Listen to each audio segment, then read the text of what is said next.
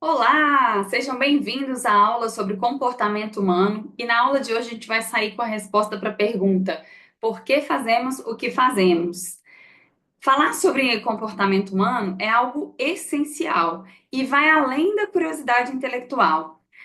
Esse conhecimento, ele nos permite tomar melhores decisões, melhorar relacionamentos, aumentar a autoconsciência e desenvolver habilidades que são essenciais para o nosso sucesso pessoal e profissional.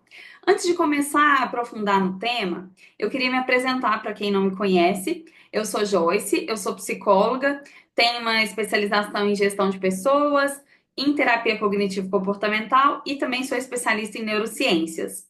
Trabalhei por 16 anos no mundo corporativo em áreas de recursos humanos de empresas multinacionais e no final de 2023, desculpa, eu fiz a minha transição de carreira e atualmente o meu foco é desenvolver pessoas através da psicoterapia, mentoria de carreira e também sou apaixonada pela psicoeducação.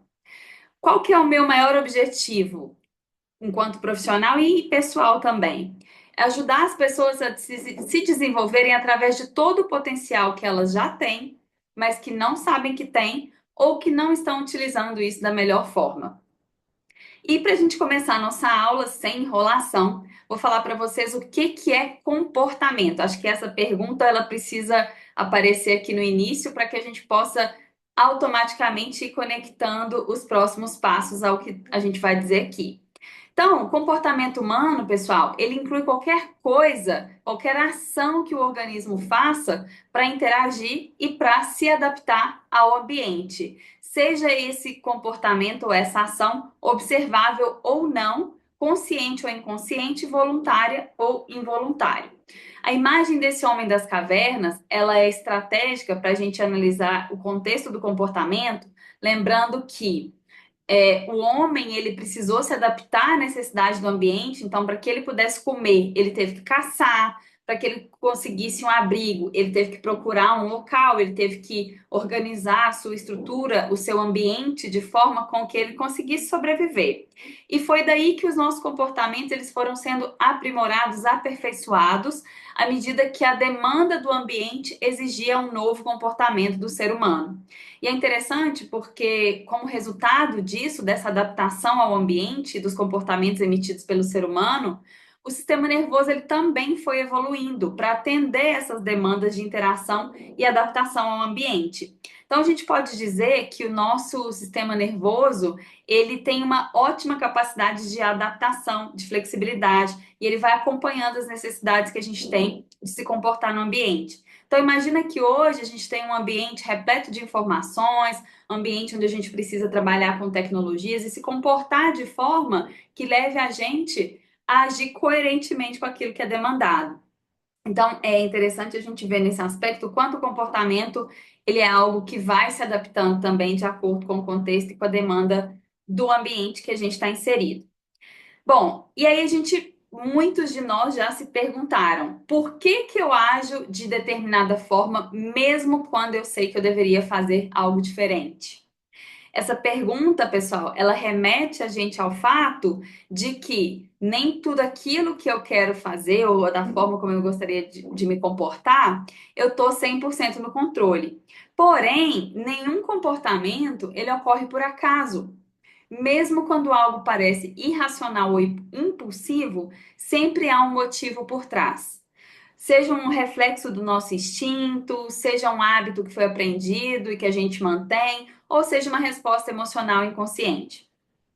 E para a gente adentrar então nos elementos que influenciam o nosso comportamento e entender melhor por que fazemos o que fazemos, é importante lembrar que o nosso comportamento ele é resultado de uma complexa interação entre fatores biológicos, ambientais, emocionais, cognitivos, sociais também. Então, o nosso comportamento ele não surge no vácuo. E a imagem desse quebra-cabeça é para dizer exatamente que as partes que eu comentei aqui, dessa interação complexa entre esses elementos, que vão fazer com que a gente se comporte de determinada forma. Então, para eu montar esse quebra-cabeça, existem N elementos. Eu estou trazendo aqui para vocês alguns fatores, mas a interação deles é o que vai dizer da gente como que a gente vai se comportar. E aí eu vou falar o primeiro item dentro desses elementos, que é a nossa biologia e o cérebro. A biologia e o cérebro humano, eles são assim, não vou dizer que é o primeiro elemento, tá? Porque todos eles vão se conectar, como eu disse anteriormente, mas é difícil falar dos outros elementos sem a gente trazer primeiro a biologia e o cérebro. E para a gente falar desse assunto, pensando um pouco no sistema nervoso e falando do nosso cérebro, eu queria mostrar para vocês que o nosso sistema nervoso, ele é composto por algumas células. E em sua grande maioria são células chamadas neurônios, que vocês já devem ter ouvido falar também. E os neurônios, eles se conectam para que eles possam funcionar, para que eles executem alguma função, através do que a gente chama de sinapse, que acontece quando um dendrito encontra com o outro. Na verdade, não chega a encontrar, a se encostar, mas aqui nesse canal aqui acontece uma sinapse e a troca de substância química, ela acontece bem nessa região. Então, as células elas se comunicam para que elas possam fazer essas trocas de substâncias químicas que vão afetar o nosso humor, nossa ação, nosso comportamento. E aí, eu não poderia passar essa aula sem falar da famosa dopamina, que é um neurotransmissor que é liberado nessa fenda sináptica, que é nessa abertura de conexão entre uma célula e outra, entre um neurônio e outro. E vou falar um pouco então da dopamina, como que ela vai ter essa capacidade, esse potencial de influenciar o nosso comportamento. Depois eu vou citar outros dois neurotransmissores, mas tem vários, tá, pessoal? Eu só vou focar nesses três aqui por conta do nosso tempo e até para que vocês consigam, de uma maneira mais didática, entender pelo menos o funcionamento desses três. Então, a dopamina, muito além da motivação, que é o que a gente sempre lembra quando a gente fala de dopamina, ela também é responsável por trazer comportamentos relacionados à atenção, à memória e ao movimento. Por exemplo, na doença de Parkinson, que é aquela doença onde vocês percebem que os pacientes, eles têm uma lentidão dos movimentos, tremores, o que que acontece? Qual que é o papel da dopamina para desencadear esse comportamento de tremor e de movimentos lentos? Na doença de Parkinson, acontece a deficiência da dopamina em uma determinada região do cérebro chamada substância negra. E com essa deficiência, com a falta de dopamina nessa região, é o que faz com que a gente tenha esse impacto nos movimentos. Uma outra função que a dopamina exerce diretamente no nosso córtex pré-frontal é a parte relacionada à atenção, ao controle de impulsos, que quando a gente fala de TDAH, que é o transtorno de déficit de atenção e hiperatividade, a gente pode dizer que nessa região do córtex pré-frontal eu tenho uma diminuição também da liberação da dopamina, causando esse, vou chamar de prejuízo que os pacientes com TDAH, sejam adultos ou crianças, eles têm. Então, antes de passar aqui para jogos e para drogas, é importante a gente lembrar que a dopamina, ela é produzida em diferentes regiões do cérebro, e em cada região que ela é produzida e que ela é desenvolvida, né, estimulada, liberada, ela vai desempenhar uma função diferente. Então, no Parkinson, a gente viu que ela está ligada à região motora, no TDAH, mais relacionada aqui ao córtex pré-frontal. Nos jogos, a gente vai perceber a liberação da dopamina no sistema de recompensa, que é uma região que eu vou mostrar aqui para vocês daqui a pouco. E quando ela é liberada, então ela, na verdade, aqui a gente pode dizer que quando a gente está diante de um jogo que tem, a gente vê uma recompensa no final, que é o ganho financeiro, por exemplo, a gente vê essa recompensa ali, essa possível recompensa, a gente já começa a liberar dopamina no nosso sistema nervoso, principalmente nessa região chamada sistema de recompensa. E é daí que vem a motivação para jogar. E aí eu jogo e eu perco, ainda assim eu vou tentar jogar de novo. Por quê? Porque eu consigo ver lá no final do túnel, vamos dizer assim, ainda outra chance de eu conseguir ganhar aquele jogo e ter a minha recompensa financeira. Então aí eu ganho, né? Vamos supor que dessa vez eu ganhei. Isso vai estimular mais ainda a minha necessidade e, consequentemente, a liberação de dopamina para que eu possa continuar jogando. Então aqui a gente consegue ver o papel da dopamina para um comportamento impulsivo. As drogas têm basicamente o mesmo efeito que os jogos. Elas estimulam a liberação de dopamina. Quando você utiliza alguma droga, você vai experimentar uma sensação de prazer. E ao imaginar essa sensação de prazer e a busca por esse sensação na verdade, a busca pelo prazer vai fazer com que a gente tenha uma liberação de dopamina muito alta nesse sistema de recompensa, fazendo com que a gente tenha comportamentos às vezes até irracionais para buscar essa droga. Então, o papel da dopamina no controle de impulsos aí, ele vai fazer com que, e dentro do sistema de recompensa, vai fazer com que a gente tenha esses movimentos e esses comportamentos que muitas vezes são direcionados para a busca de prazer, mesmo que de forma irracional. Então, a dopamina ela influencia em vários aspectos do nosso comportamento, como a gente está vendo aqui. Um outro neurotransmissor que a gente vai perceber que impacta e influencia nos nossos comportamentos é a serotonina. A serotonina, ela é responsável e ela também é liberada em algumas regiões do nosso sistema nervoso e ela é responsável pela sensação e pelo comportamento de bem-estar, de humor melhor, então a gente acaba, ou humor mais rebaixado, então a gente acaba tendo esse impacto, seja para tomar algumas atitudes, seja para ficar mais quieto, mais acomodado. A gente tem o sono também, que tem para a gente conseguir ter uma boa noite de sono, é necessário um nível adequado de serotonina, para atenção, para memória, para apetite e para o comportamento sexual. Aqui do outro lado a gente tem o cortisol, que também é um neurotransmissor, que está relacionado à resposta ao estresse. Então, diante de situações estressantes, ele vai ser liberado com maior intensidade para que a gente possa se preparar para se comportar, seja para fugir, seja para reagir, ou seja para ficar paralisado. Ele também atua na regulação do metabolismo, ajudando o seu coração a bater mais forte, aceleração da respiração também, a regulação da pressão arterial, do ciclo sono-vigília. Então, aqui a gente percebe dois importantes neurotransmissores e como eles influenciam o nosso comportamento também de forma muito direta.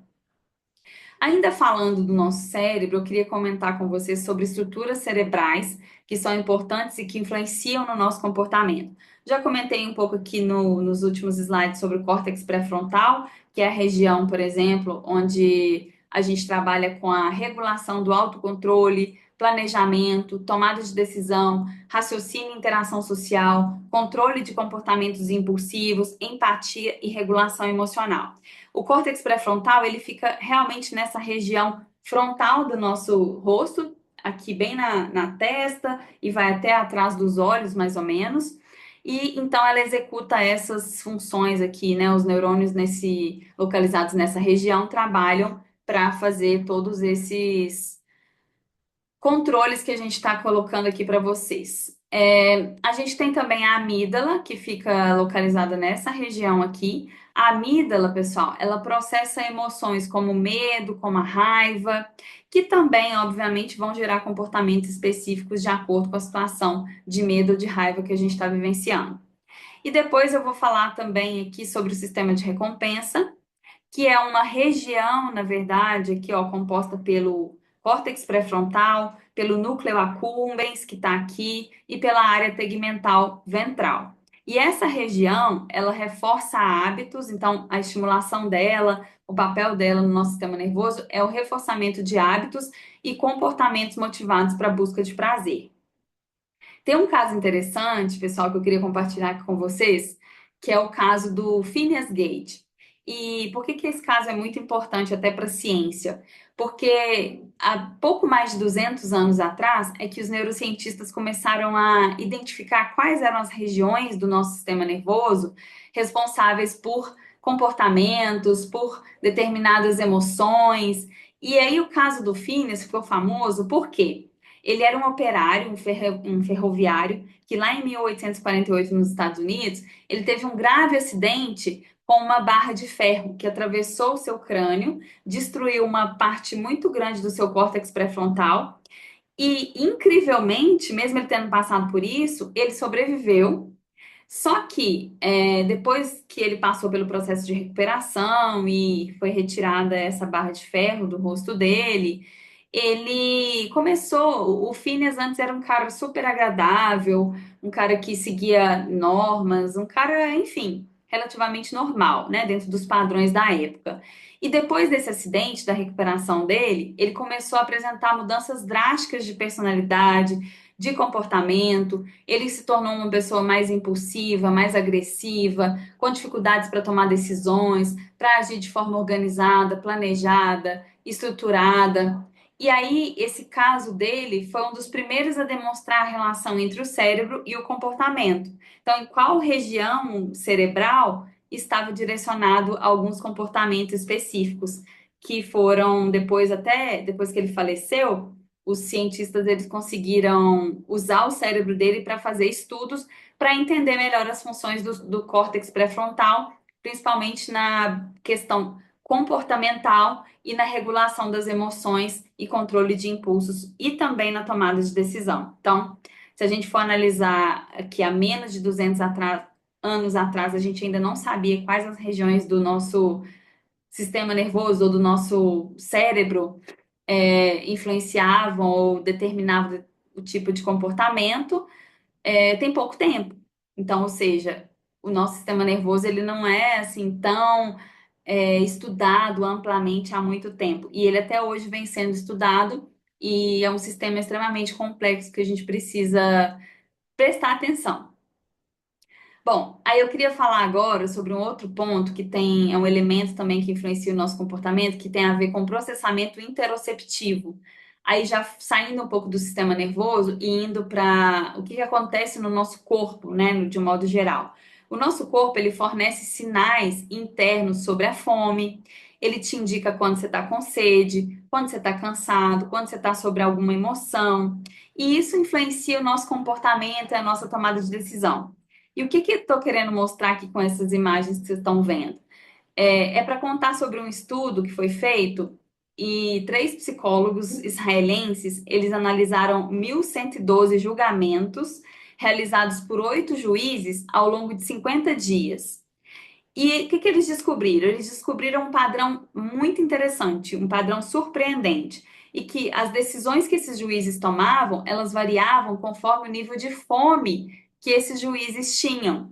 Então, aqui nesse gráfico a gente mostra que no início da sessão, então aqui vocês vão ver o tempo da sessão, a duração dela, né, de acordo com o decorrer do dia, e a proporção das decisões favoráveis. Então, aqui, ó, no primeiro ponto do gráfico, os juízes começaram a sessão, então eles estavam descansados, provavelmente já tinham comido, lanchado, tomado café, qualquer coisa do tipo. Mas aqui, ó, eles tinham então um pico de decisões favoráveis aos réus. Depois, quando eles iam ficando mais cansados, talvez com um pouco mais de fome, eles começavam a diminuir a proporção aqui de decisões favoráveis para os réus. Então, o que que, de um modo geral, para resumir, né, o que que o estudo sugere? O estudo sugere que a glicose, então o alimento consumido, ele influencia o humor e a disposição desses juízes para avaliar os fatores ou o argumento que eles têm para poder fazer o julgamento dos réus. Então, ou seja, o, o que eles alimentam, né? Ou seja, se o juiz está com fome, ou se ele comeu alguma coisa que de repente já tem muito tempo, né? E ele já está ali um pouco ansioso ou aflito, nervoso porque ele está com fome, isso pode influenciar a decisão do juiz. Então, olha como que o comportamento ele é influenciado também pelas nossas sensações internas corporais, pelo processamento interoceptivo. E outro elemento que influencia muito o comportamento são as pistas sensoriais. E aí eu estou falando aqui basicamente dos 5 sentidos humanos. Então, a visão, ela influencia a empatia, o desejo, as emoções. Quando eu vejo uma criança pedindo uma esmola, por exemplo, isso pode me levar a ter um comportamento mais caridoso. Se eu passeio no shopping, por exemplo, e vejo uma roupa e eu acho aquela roupa bonita, ela me chama atenção, mesmo que eu não esteja precisando, aquilo pode desencadear um comportamento de compra. Outro elemento sensorial muito importante para, de certa forma, influenciar o nosso comportamento é o olfato.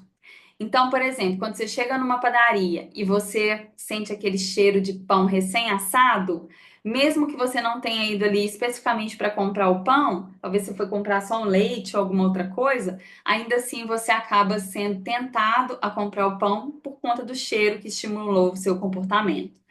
Outro elemento sensorial é a audição. A audição, então, ela influencia, por exemplo, na forma como que a gente come, se eu como mais rápido, se eu como mais devagar. Então, o ritmo musical, ele pode influenciar a velocidade com que a gente consome determinados produtos.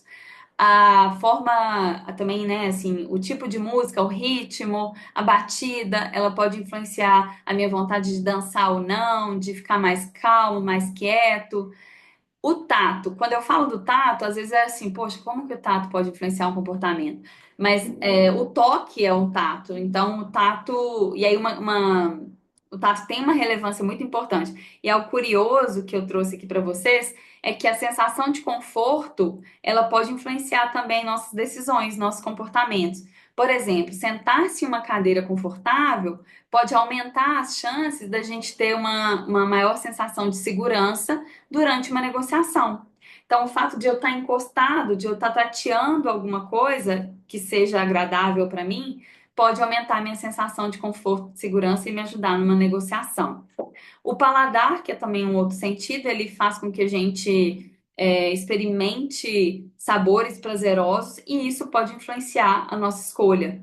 Então, os supermercados que às vezes oferecem aquelas amostras grátis, é para que você, experimentando aquele sabor, caso você goste, você vai ter o comportamento de optar por comprar aquele produto. Ou às vezes você vai comprar até por conta do viés de reciprocidade, do tipo, ah, se eu ganhei alguma coisa aqui, se a pessoa está aqui para me dar, para me oferecer, eu vou retribuir, eu vou comprar nem que seja um pouquinho desse produto. Então, olha que interessante, talvez a gente não tinha pensado tão diretamente quanto os cinco sentidos eles fazem diferença na forma como a gente se comporta. Bom, outro elemento extremamente importante é o ambiente e a cultura. O ambiente ele tem um papel extremamente relevante para que a gente se comporte e que a gente faça o que a gente faz hoje. O primeiro elemento que é importante a gente pensar dentro do ambiente e da cultura são as regras sociais. O que é esperado em cada cultura? Uma cultura de uma região brasileira, de uma região tropical, a gente vai ter mulheres com menos roupas, dançantes. Agora, por exemplo, países de religiões muçulmanas, elas vão ter as mulheres cobertas até por burcas, e tá tudo bem, isso é um comportamento normal, aceitável, não gera nenhuma estranheza. Em alguns países, em algumas regiões, as pessoas comem insetos, o que pra gente é um comportamento extremamente incomum. Algumas regiões da África, elas celebram o funeral mais do que as celebrações de casamento. Então, eles investem muita grana, as pessoas usam vestes super alinhadas, e há todo um trabalho de preparação durante o período do velório para que aquela celebração ela seja algo muito robusto e imponente. Então, é um comportamento que para a gente pode ser muito estranho, que para eles é super comum.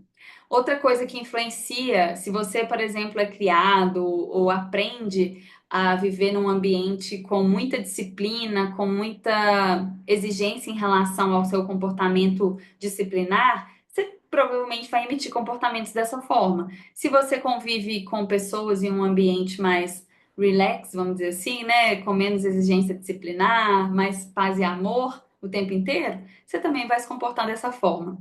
E se você convive ou tem influência de grupos sociais voltados para esporte, para alimentação saudável ou para bebedeira, coisas do tipo, isso também pode influenciar o seu comportamento. Aqui falando ainda de cultura e ambiente, educação e aprendizagem é um outro ponto importante para a gente pensar, que é o que a gente internaliza como certo ou errado. Se eu acredito que partir para a briga com meu colega para resolver um problema é algo certo e que é a única forma de eu resolver o problema, eu vou continuar me comportando dessa forma.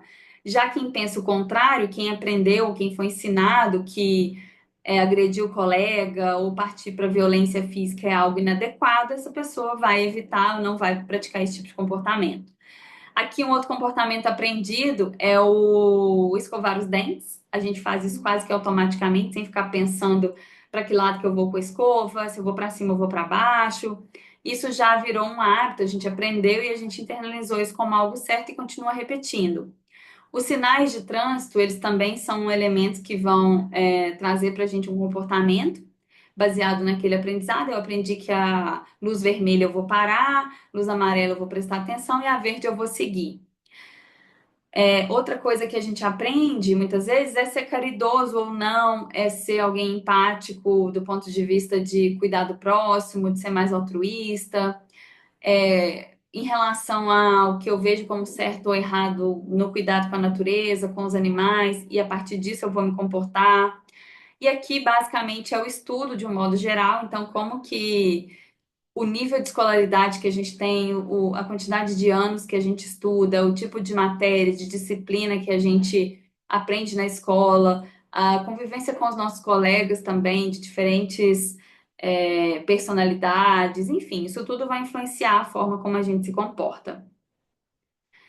E aqui, ainda dentro de ambiente e cultura, não poderia deixar de falar sobre as experiências de vida. Então, crescer em um ambiente, por exemplo, de alto estresse, pode alterar o nosso desenvolvimento, inclusive cerebral, aumentando a impulsividade e diminuindo também a nossa empatia e a capacidade de ver o próximo como alguém semelhante a nós. Então, desde traumas, eventos marcantes, interações sociais, e aí os eventos marcantes, interações sociais, sejam positivas ou não, elas vão influenciar a forma como a gente se comporta. E agora falando um pouco sobre emoções e memórias, é importante a gente perceber que o que são as emoções, né? As emoções elas surgem, pessoal, quando a gente está diante de algo importante ou algo significativo.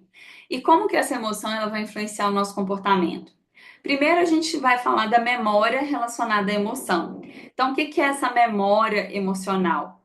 Ela tem a ver com a forma como o nosso cérebro associa as experiências que a gente já passou a determinada emoção, influenciando as reações futuras. Então, olha aqui, por exemplo, nesse caso, uma pessoa que teve uma experiência traumática com um chefe autoritário, ela pode sentir desconforto ou ansiedade ao lidar com figuras de autoridade no trabalho. Então, ela resgata essa memória de algo negativo que ela teve, e isso pode desencadear um comportamento de ela sair daquela sala, não querer encontrar com essa pessoa, ter dificuldade de se apresentar, de falar em público. Então, esse comportamento, ele é todo embasado nessa memória emocional que essa pessoa tem. Uma outra forma que as emoções, ela influenciam no nosso comportamento é a gente, não sei se todo mundo sabe, mas existe um viés muito importante da gente se lembrar, que é o viés da negatividade, e ele também está relacionado às emoções. O que que acontece? A gente tem uma tendência natural de dar mais peso às experiências ruins do que às boas experiências. E com isso, o que que acontece, né? Assim, lá desde o Homem das Cavernas, que eu trouxe até uma imagem lá anteriormente, a gente tinha que lutar para sobreviver. Então, a gente foi mostrando para o nosso cérebro que era importante ele focar principalmente naquilo que é ruim. Olha, se você não colocar uma proteção aqui no seu abrigo, a onça vai vir aqui e vai te comer. Então a gente foi evoluindo já com uma noção muito de que eu precisava lutar para sobreviver ou então fugir. E aí o nosso cérebro foi evoluindo a ponto de prestar mais atenção às ameaças do que às recompensas, do que às coisas boas. E muitos estudos eles mostram que a gente leva mais tempo para superar os eventos negativos do que para aproveitar os momentos positivos. Então, olha só para vocês terem uma ideia. A gente precisa de cerca de 5 interações positivas para neutralizar o impacto de uma única experiência negativa. Então, no exemplo aqui, se no trabalho, por exemplo, algumas pessoas que recebem 10 elogios e uma crítica, em vez dela focar nos elogios, ela vai passar o dia remoendo aquela crítica que ela recebeu. É como se ela tivesse esquecido de todos aqueles elogios e focasse só naquilo que foi o negativo que ela precisou escutar. Um outro elemento relacionado à emoção é a pré-ativação, ou priming, que também é conhecido. O que é esse priming ou pré-ativação? É como que os estímulos anteriores que a gente está vivenciando, eles influenciam as nossas respostas ou os nossos comportamentos sem a gente perceber. Então, nesse exemplo aqui, ó, se alguém ouve uma música triste antes de tomar uma decisão, pode acabar sendo mais pessimista sem perceber. O Prime, ele acontece porque o cérebro ele vai criar uma conexão entre o conceito e a experiência ao longo da vida. Então, essas conexões elas podem ser ativadas sem que a gente perceba, influenciando as nossas escolhas e as nossas atitudes. Aqui é para mostrar para vocês que as emoções elas são como um radar. Então, quando eu sinto determinada emoção, seja raiva, tristeza, alegria, eu preciso entender o que que ela está querendo me dizer. Por que que eu estou me sentindo assim? E por que que é importante avaliar qual que é a emoção que você está sentindo e o porquê? Porque a partir disso você consegue se orientar melhor para ter um comportamento mais assertivo ou um comportamento mais funcional. Então, esses exemplos aqui mostram pessoas que muitas vezes trabalharam a regulação emocional através de, por exemplo, esse primeiro aqui, né, com a comida. Então, vamos supor que essa pessoa estivesse cansada, chateada, trabalhou o dia inteiro e não conseguiu entregar o trabalho que estava previsto, então ela ficou triste, frustrada, e aí ela entende que por causa disso ela vai comprar um fast food. Ah, vou comer um Big Mac, vou, enfim. Para quê? Para que ela alivie aquele desconforto emocional que teve ao longo do dia. Ou a pessoa vai beber, ou pessoas sobre intensa emoção, raiva, elas vão às vezes verbalizar coisas que depois elas vão acabar se arrependendo por conta do impulso comportamental que ela teve. E às vezes até pessoas que vão se tornar um pouco mais agressivas diante de uma situação de raiva também.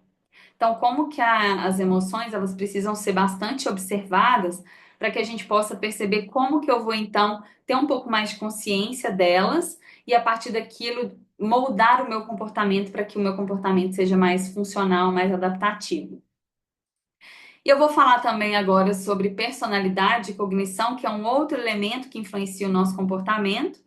Então, a personalidade, ela é um conjunto de características psicológicas que influenciam padrões de pensamento, emoção e comportamento. Eu gosto de falar que a personalidade ela tem muito a ver com o nosso jeito de ser, com as nossas preferências. E é como se fosse uma impressão digital, porque cada pessoa tem a sua personalidade. Não tem ninguém que tenha exatamente a mesma personalidade um do outro. Às vezes a gente tem algumas semelhanças de preferências, de comportamentos, de forma de pensar e de se emocionar, mas ainda assim a gente tem a nossa particularidade. E hoje na ciência, o conceito mais aceito para a gente avaliar a personalidade, trazer isso para algo um pouco mais concreto, é o modelo dos Big Five, que é o modelo dos cinco grandes traços ou cinco grandes fatores. E essa teoria, ela foi a mais aceita porque ela teve uma validação muito ampla pela comunidade científica, porque foram feitas pesquisas com milhares de pessoas, pesquisas longitudinais mostrando ao longo do tempo como aqueles comportamentos eles se repetiam. E chegaram-se à conclusão, a partir dessas pesquisas, observando as pessoas e o relato delas sobre as preferências e a forma de se comportar, que a gente tem cinco grandes fatores. Então, esses fatores, né, ou esses traços, são conjuntos de características comportamentais que a gente tem, em maior ou menor grau, e cada um desses fatores ele acaba sendo quebrado também em alguns outros elementos que são as chamadas facetas. Eu não vou entrar em detalhe nas facetas aqui, mas só para deixar você ciente de que eu sou psicóloga, então eu aplico, eu faço um trabalho muitas vezes de desenvolvimento humano para compreender melhor o comportamento das pessoas. Eu utilizo a aplicação de um teste psicológico chamado NEOP, e esse teste, ele é usado muito nas minhas mentorias, muito especificamente voltados para o autoconhecimento e para que a gente possa entender como a gente se comporta e se há necessidade de ajustar algum comportamento ou não. Então, quem tiver interesse em conhecer mais sobre a sua própria personalidade, se quiser fazer o teste comigo, depois me manda uma mensagem, a gente combina. E eu acho que é uma ferramenta muito interessante para o nosso autoconhecimento, para evolução contínua. Então, eu vou falar um pouco dos cinco grandes fatores, tá? O primeiro é a abertura à experiência, que tem a ver com o nosso o quão criativo, curioso ou quanto a gente busca por novidade. Então, pessoas altas nesse fator, elas gostam de inovação, de novas experiências, e pessoas baixas, elas preferem rotina e estabilidade. Um outro fator é a conscienciosidade, que tem a ver com organização, disciplina, responsabilidade. Então, altos traços de conscienciosidade, as pessoas são organizadas, planejadoras, focados, é, Peraí, gente. Deixa eu só ver aqui. Pronto, ok. Bom, então essas pessoas elas são organizadas, elas são planejadas, disciplinadas, então, e as pessoas que têm um baixo grau de conscienciosidade, um baixo score no teste, por exemplo, elas tendem a ser pessoas impulsivas, menos estruturadas, muitas vezes agem mais de forma impulsiva, né? E sem ter muito controle dos estímulos corporais e das expressões de comportamento. Bom, o outro elemento que a gente tem, um outro fator é a extroversão. A extroversão, ela tem a ver com a sociabilidade, com a energia, com a busca por estímulos externos. Os extrovertidos, então, que são aquelas pessoas que têm um score mais alto nesse fator, elas gostam de interações sociais e são mais comunicativas. Já os introvertidos são aquelas pessoas que têm um score mais baixo nesse fator, elas preferem ambientes calmos e a introspecção. Um outro fator é a amabilidade, que tem a ver com empatia, colaboração, gentileza, tem a ver com a qualidade das relações sociais. Então, as pessoas que têm alta amabilidade, um score alto nesse elemento, nesse fator, elas são pessoas amáveis, são mais corporativas e se preocupam com os outros. Já as pessoas com score mais baixo nesse elemento, nesse fator, elas têm um baixo, na verdade, desculpa, elas tendem a ser mais competitivas e mais diretas. Já no neuroticismo, a gente percebe um elemento, o chave do neuroticismo é a vulnerabilidade emocional e a resposta ao estresse. Então, pessoas que são baixas nesse traço, elas são mais equilibradas emocionalmente. Já as pessoas que têm um score alto nesse ponto de neuroticismo, elas podem ser mais ansiosas e reativas emocionalmente. Bom, é importante, pessoal, lembrar que nenhum traço ele é bom ou ruim. Cada perfil tem vantagens e desafios dependendo do contexto.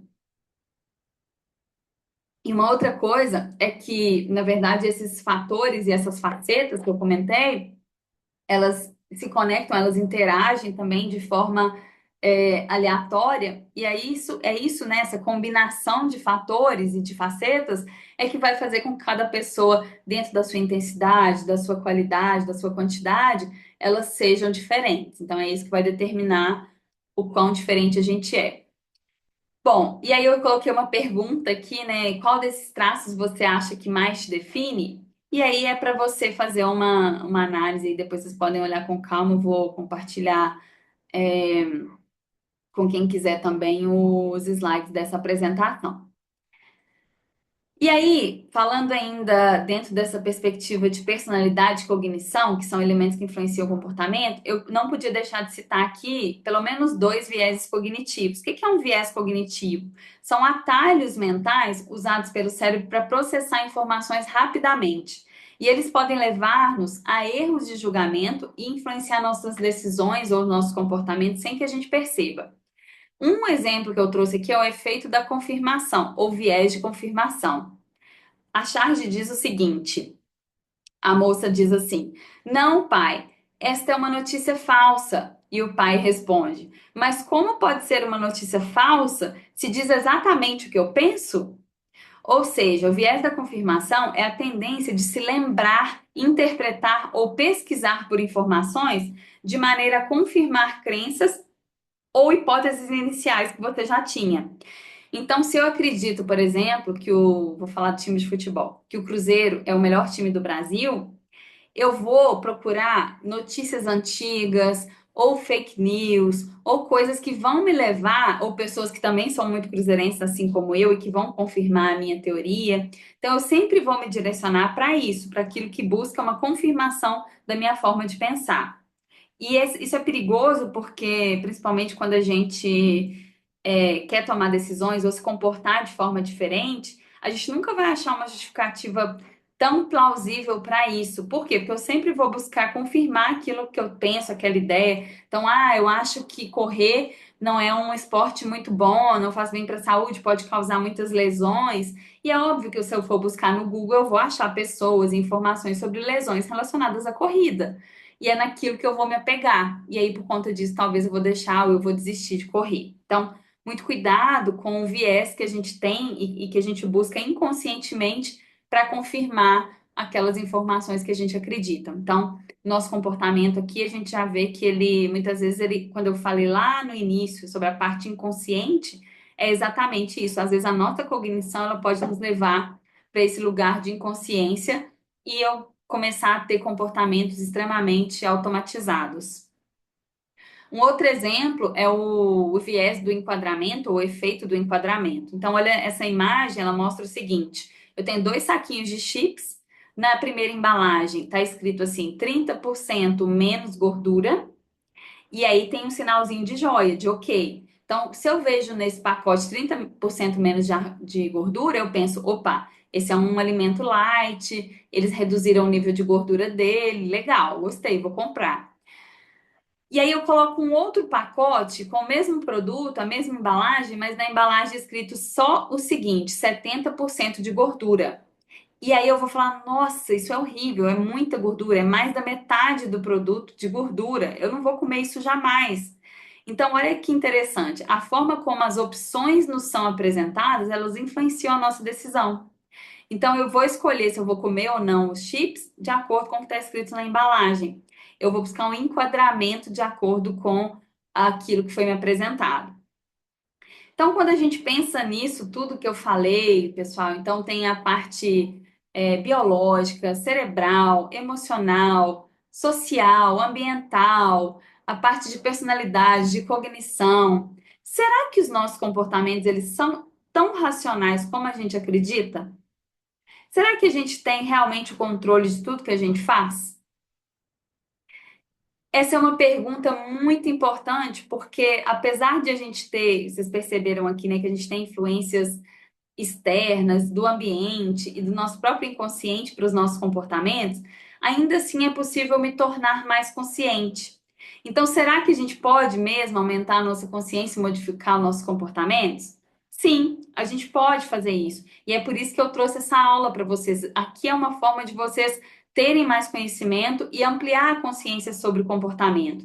E buscar modificar aqueles que vocês percebem que não levam vocês para um caminho saudável, para um caminho positivo. Então, já caminhando um pouco aqui para o final da aula, um resumo que eu queria trazer aqui de tudo que a gente conversou é que todo comportamento ele tem uma razão, como eu disse lá no início, e a gente é influenciado por biologia, ambiente, emoções, crenças. O comportamento humano, ele não é fixo. A gente está em constante adaptação e aprendizado. Então, eu posso me adaptar, eu posso me comportar de forma diferente para ter melhor resultado? Sim, eu posso me adaptar a isso, mesmo que no início seja difícil, mas aos poucos eu vou aprendendo e eu vou trazendo esse comportamento como um hábito. Não somos robôs, a gente é complexo, a gente é único. As nossas experiências individuais, elas moldam as nossas escolhas. Mesmo que eu tenha nascido na mesma família, que eu tenha um irmão gêmeo, mas as nossas experiências, a nossa forma de interpretar a realidade, ela é diferente. A personalidade, ela também carrega uma base genética, então eu vou trazer ali alguma coisa que já é da minha família, alguma preferência, algum comportamento, padrão, mas também tem os outros 50%, basicamente, são de influências do ambiente. Então, os colegas que eu tenho, as pessoas com quem eu convivo, tudo isso vai ter uma influência muito grande na nossa vida. Os viés cognitivos, eles afetam as nossas decisões. Então, a nossa forma de pensar, ela afeta a nossa decisão. E estar consciente disso nos ajuda a tomar decisões mais racionais. E cada pequena mudança que a gente tem no pensamento ou no ambiente pode gerar um grande impacto.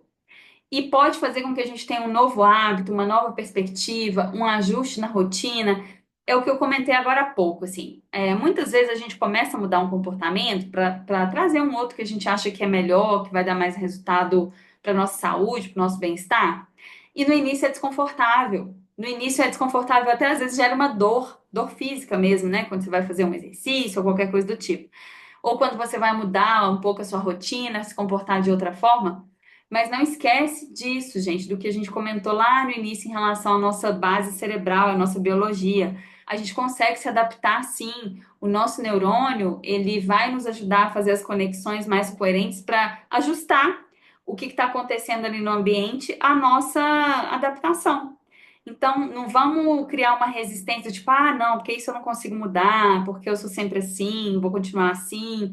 Se você tem um desejo de mudança de comportamento, ela pode acontecer. E não tenha dúvida de que você vai conseguir se você insistir, se você trabalhar para superar aquele desconforto, ainda assim isso vai ser incorporado na sua vida e você vai ver a mudança acontecendo.